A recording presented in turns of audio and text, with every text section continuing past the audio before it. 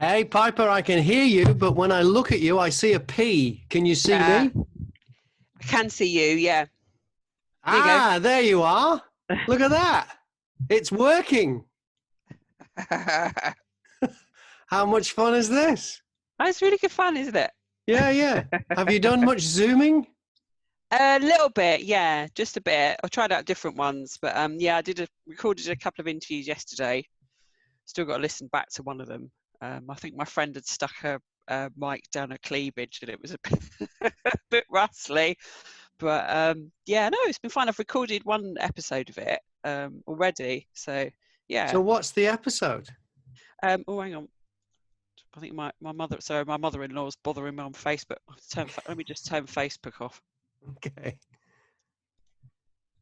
I usually message her this time of the morning, make sure she's all right, because she's self-isolating. So I've done one episode. I've called it the Lockdown Lowdown. Yeah. And what do we do? It's me. I interviewed Vic Hobson at Mudlarks because I know her anyway. They were trying. It was all sort of a bit last minute, but they were trying to do an event yesterday to do with the marathon. So instead of doing the marathon, you could do 2.6k of, I don't know, something around your garden or go for a walk or something, and then give money to Mudlarks. And I interviewed my husband about gardening. You know, because there's so many people want to start gardening at the moment. You know, in their back garden and things, and they don't know what they're doing, and they can't get hold of seeds and stuff like that. So he's been gardening for years. He's a real expert. But that was funny because it was just, I mean, obviously we know each other really well, but just sat next to him, interviewing him, I got the giggles in the middle of it, and he was quite nervous. So there was a whole bit I had to cut out of just me laughing like a maniac. So this is going to be audio or video? It's just going to be audio. Okay, and what's that going to be on? So it's on Anchor. I can send you the link. Yeah. I'd love to hear it. So it's out. It's published. The first one is out. Yeah, I'm going to try and do one every week if I can. And I've got a couple of other ladies involved with the website, just like on a voluntary basis. So because obviously we're not making any money yet, but they might help out a little bit as well. So that would be good. And the headset mic thing's working a treat. Oh, that's good. The sound, you won't believe so many people. I did one the other day. I don't know if you saw it on YouTube with Connie Hook and Liz. Oh, I saw you had, but I haven't watched it. But the sound on their end is terrible because they're doing it through their phones. You know, it's just. So for radio, I mean, for YouTube, it's fine. You know, but for radio, you want it to be more solid, and so it's. But yours sounds really, really good with that thing. Oh, that's good. That's good. Phew. And how are you? Yeah, fine. Gave myself my first lockdown haircut yesterday. How's it look? Oh, really? That looks all right, actually. Yeah, with the scissors that we normally cut paper with, actually. Yeah, just normal. These normal scissors. And the way I did it was, I just put my hand like there, and anything that stuck through, I trimmed off. Yeah. So I couldn't go too short. No. But I could only do one length all round.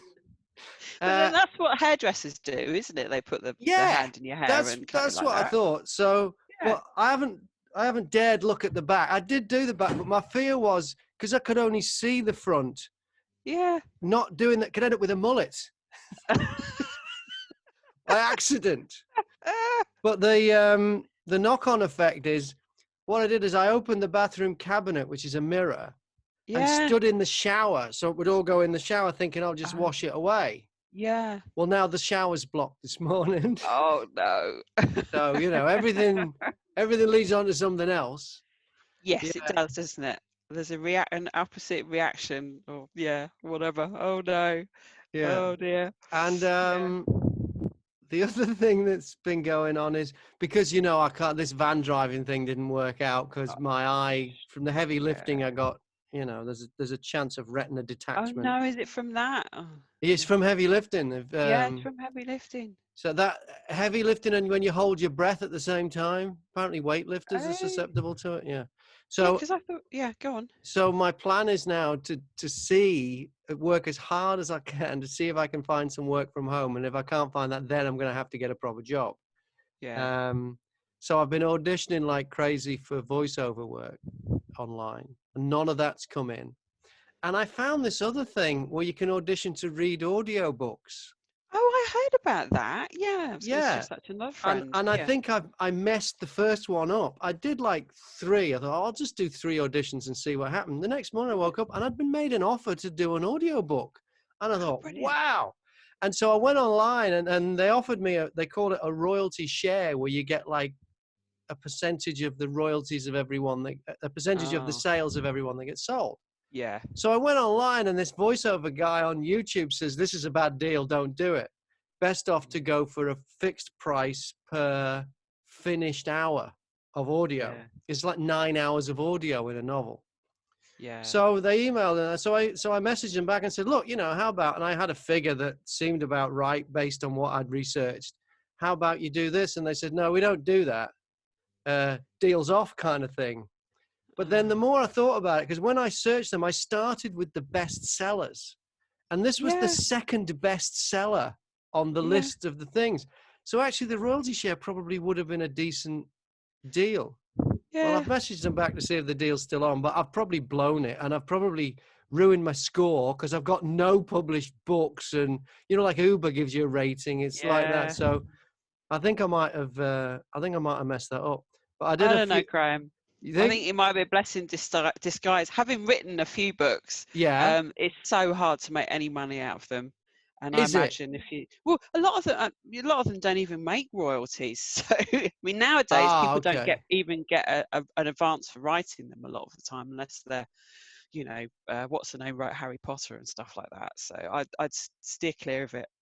Well, I did another 3 auditions last night, which was fun. Oh, yeah. Except this one I did, and it was a bit racy. Oh yeah. It was. Well, I'd put you like click on the things that you're willing to do, and I hadn't clicked. God, yeah. I hadn't clicked erotica and that. Yeah. But I had not clicked. I had clicked, drama and whatever. But I'll read you a bit of what I had to read last night. And a lot of it, I'm like, because I'm pretty hot at editing from radio, I'm just sight reading it, and if I make a mistake, I go back and just do that bit again, So I'm not, because you're really supposed to read like a whole chapter and then go in, and then that's what professionals do. But I'm trying to do. This is just the audition, isn't it? If I was doing it properly, I'd do it properly. But this one, it's about like this lord who's also a vampire. And this one I had to read. Elizabeth, he whispered as he made his way behind the plants to join her. Oh, God.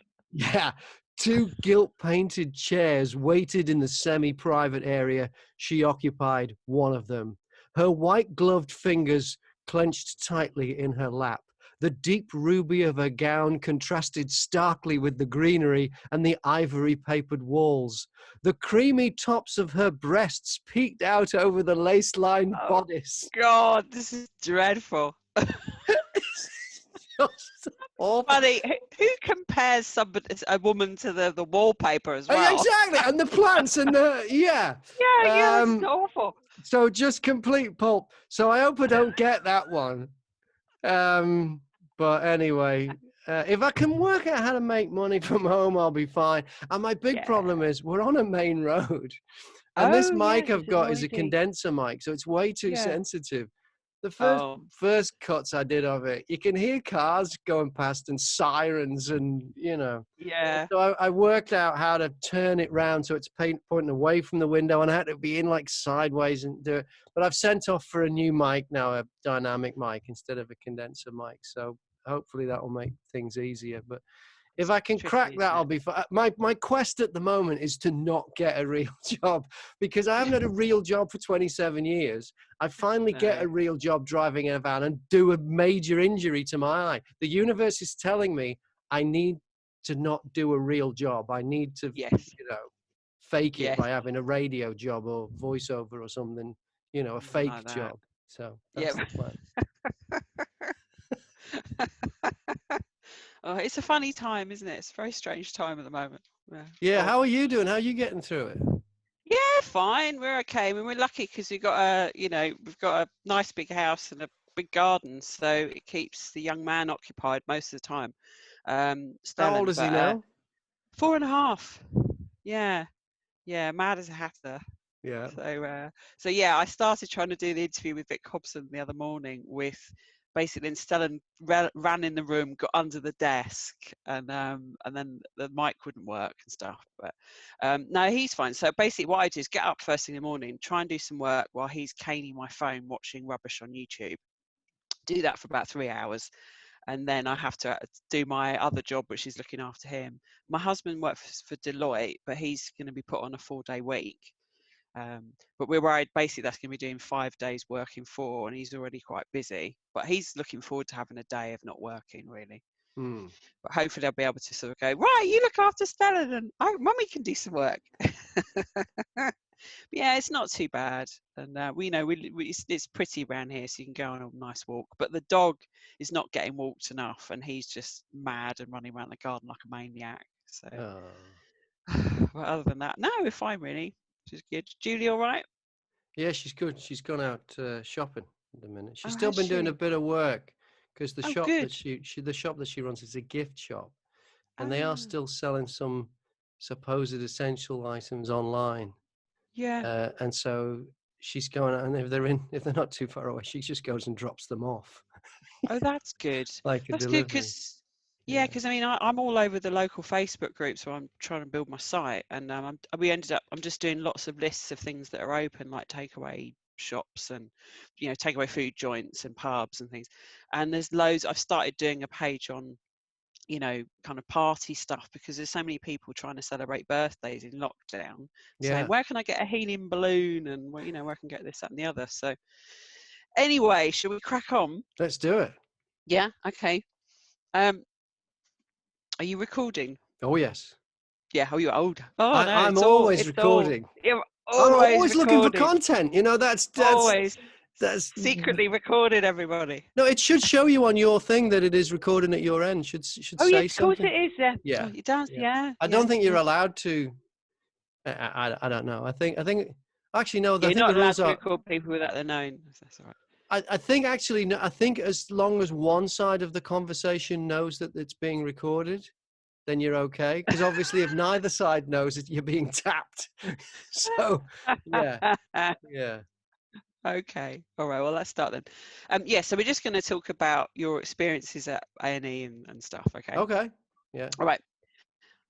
Okay, I'm here with the one and only Graham Mack, radio star extraordinaire, former boss of Bob FM and Fix Radio. Hello, Graham. How you are doing? you? You all right, Piper? You look I'm good. all right. Oh, thank you. It's very kind. Yeah. It's also a lie, I think, but it's very kind. No, I think you do look good. I owe you a coffee because really this should be me returning the coffee that you bought me, 8 weeks ago now or whenever it was? God, is it really? Oh. So sorry, it's, circumstances beyond my control. It's true. Mean that It's I can't well, I've got a return your cup of coffee. tea here. Oh, okay, right, okay. So anyway, tell me what happened to your eye. Yeah, well, as you know, the job at Fix ended, and I need to make some money. And then the lockdown started, so all of the radio stations that I'd sent messages to, and all of the jobs I'd applied for, everything went on hold. And I thought, well, it'd be good if I could do something to help out and make some money. And I called around and I found a company it's a pharmaceutical company, and they were desperate for van drivers to drop off medical supplies to chemists. And I thought, well, that's perfect. I'll drive a van, I'll listen to lots of radio and lots of podcasts, and I'll get some ideas, and I'll meet some interesting people. I'll feel like I'm helping out. I'll go to some interesting places. And so, well, the way it worked, and it's not a scam, it's fair, is you get paid an amount of money per day for delivering stuff, and you need your own van. So, well, I'll rent a van, and I'll do this. So I rented a van, and I bought a trolley that I could put stack boxes on, and I bought loads of work gloves and everything. And I went down there and I showed up for the first day and everything went great. It was a long day. I was there before 6 a.m, and I didn't get home till after 6 p.m. because I was delivering in like Northampton. But I was learning the round, and you work your shortcuts as it was. But I noticed while I was driving along, I could see out of this eye like little black dots. They look like gnats. And then I noticed as I'm driving along, it looked like I was wearing sunglasses on one eye. It was like a shading. So I'm having tea, and I said to Julia, I said, this eye's not right. So we went online, and it said, well, maybe you should call 111. Call 111. They said, get to A&E straight away. It's urgent. Oh, God. So I went in there, and they checked it out, and they booked me for an appointment the next day at the Lister, and they were great. And they looked at it, and they went, no, you need urgent eye surgery. I said, all right, yeah, when? They said, right now. Oh, my God. Yeah, they put me in front of a laser, and they lasered it. And this was Thursday before Good Friday. They said, if you notice it getting worse, come straight back because it's serious. It could be a detachment of the retina. So the next day, it didn't feel right. So I went back and they said, well, it's Good Friday. There's no eye doctors here. You better go down to Moorfields Eye Hospital in London. So Julie drove me down there, took an hour, and they turned me away. No. Angry woman on the reception saying, you got pain, you got bleeding. And I'm like, no. Okay, you'll be fine. I'm like, well, can I have a doctor look at it? You should have been here at 8:30. I said, well, the Lister sent me here. No. And she chased me. She chased you. Lucky you. She chased me from the dear. A&E at Moorfields Eye Hospital. I've since been in touch with them, and they've claimed that she didn't. I said she'd raised her voice. They said she didn't raise her voice. We've checked the video. I said, well, does the video have sound? I was on hold for 2 hours, and they emailed me when I said, so I was on hold for 2 hours as well. They said, oh no, we've checked our records and you were on hold for 6 minutes or something. I said, it wasn't my phone, it's Julie's phone. Here's the number, check this. They haven't got back to me. So anyway, I went back the next day to Lister, seeing no doctors or anything that first day. I mean, to be fair, we're in extraordinary times in the delivery of healthcare. So I can but they could have just been a bit nicer about the whole thing at Moorfields. But anyway, went back to Lister. They had a look again and went, oh yeah, we need to do some urgent eye surgery right now. And so they got the laser out again. They did that. And I've gone back twice. And now they've said I've got to go back for a full-on procedure, but they have to wait till theatre's available and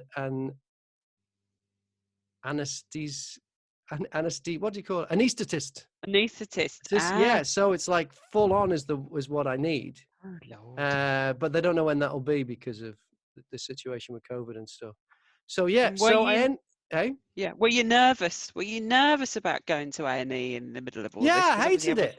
Yeah, because everyone's in masks and you've got to keep your distance and fair enough, but it's not pleasant. And then to have somebody stick a thing to your eyeball and shoot a laser in it, not nice either. So were you a bit scared to go? Yeah, I mean, I was at one stage, I said to the bloke, he's about halfway through, I said, I can't see a thing now out of this eye. Is that normal? Oh yeah, that's quite normal. Oh, good. You could have told me, because I don't know, and you got to, it's like, look, it's not like they just do it. It's like, you have to look left, look right, top left, right, and you have to hold it there, knowing that if you move, they'll laser the wrong bit. Yeah, awful. So anyway, I had this van which I'd rented for 6 weeks.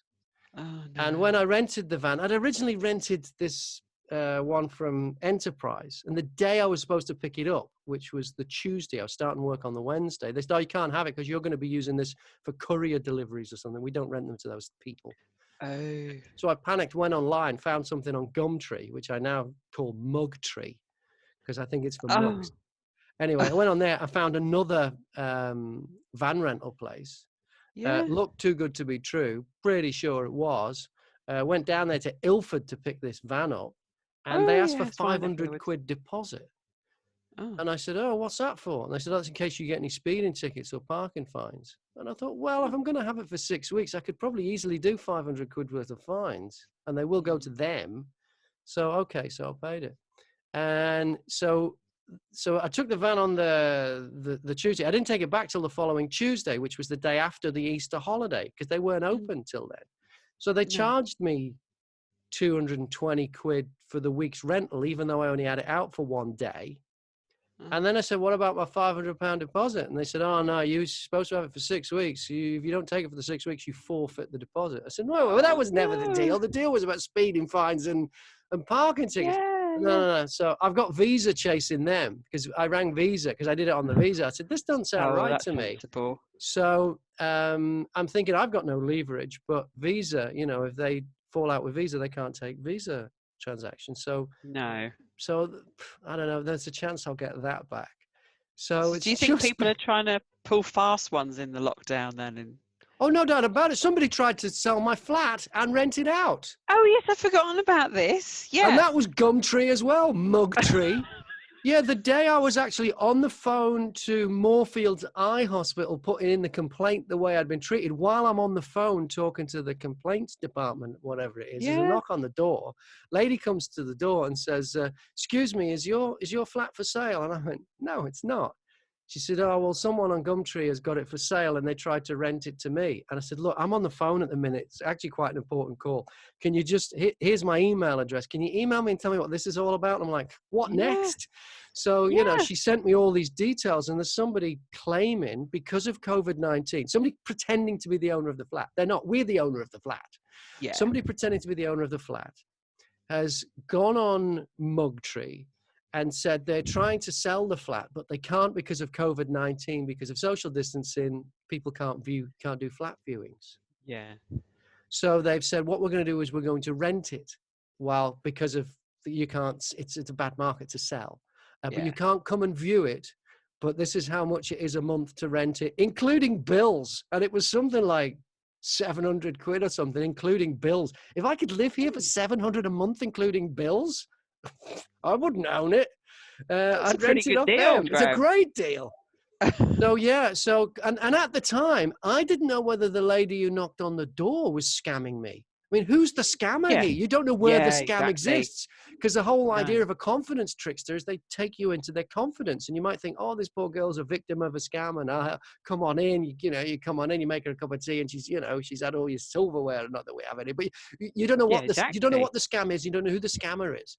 I'm trying to find, and as it turns out, the scammer is this lady who claims that she's moved to New York, claims she owns this flat and has moved to New York and is trying to rent it, and people can rent it without a viewing. So that they are using the COVID-19 as a lever there to push your button, or something to make you think, because who would rent a flat without seeing it? Nobody. Exactly. But then if somebody goes, you're not allowed to see it because of social distancing. But she'd sent her some photographs of the flat. And what it is next door's flat, which is almost identical, was for sale. It's off the market now. And there were photos from inside that flat on one of these Rightmove or one of those sites. She'd sent her those photographs pretending they were this flat. But it was definitely our flat she was renting out. Yeah. Which that's where she'd got the photos from. You don't think it's a disgruntled listener or... Could well be. I wouldn't blame them. So, people are taking advantage of it. Yeah. Sounds like it. I mean, I've heard of people knocking on old people's doors and pretending that they're from the police and all sorts of things. Oh, that's awful. Isn't it? Awful. I hope the cops find them and sort them out. Yeah. So going back to your eye, what would anybody else who was worried about A&E? Sorry, what was it? Your voice. What would you say to? Oh, right, yeah, all just went a bit funny then. What would you, going back to your eye, what would you say to anybody who was thinking about going to the hospital or going to A&E? Oh, you should go. If you've got something that you're worried about, well, ring 111 first, which is what we did, and they said you should go to A&E. So we went to A&E, and the people there are lovely. Everybody's just doing their best. The system's broken, and it's broken because the politicians have buggered it up. The people on the ground, they're doing their thing. They're in the healthcare business because they want to give healthcare, apart from the lady at Moorfields Eye Hospital who just she'd suddenly been elevated to the status of gatekeeper. I think there might be a bit of that going on. There's certain people who, like the lady at Enterprise, was really snotty with me. Really? Well, she rang me up the day I was about to rent this van and I needed it the next day to start work. And she said, you can't have this van. And I said, and I rang the number back. She said, hello, it's me again. I said, all right, is that Enterprise? She said, yeah. I said, oh, I was only ringing in case this was a wind up because I've got paperwork here that says I'm renting this van today. You can't just tell me on the day that I can't have it. But she was really snotty. And I could see, I got the feeling she was enjoying the new power she had. From the result of the COVID-19 and people needing things that they didn't normally need and things changing. And I get the feeling, well, it's a horrible thing to say about a healthcare professional, but the way I was treated, I felt like the lady at Moorfields didn't care. And I wonder if she would have been that funny before all this. So I think there's an element there. I mean, don't they say, crisis like this, it brings out the best and the worst in people. Best and the worst. Yeah, I mean, I've noticed it just from looking at our local Facebook groups, and there's either people, they kind of split. There's either people posting things to help people. There's people out there, I don't know, deciding that they're going to cut up their curtains and turn them into scrubs for the the health workers, or crochet things or whatever, and trying to help. Volunteering. And then there's other people who are just going on and calling the police because they've seen somebody stand too close to somebody else or that sort of thing, or deliberately starting bonfires just to annoy the neighbors and all of that. So it's interesting how people the extremes it brings out in people in a crisis, I think. Well, thanks so much, Graham. Really appreciate it. Great to talk to you. And you too. Look after yourself. I will do. Yeah. Get better. And read these dirty audio books. Yeah. Hilarious.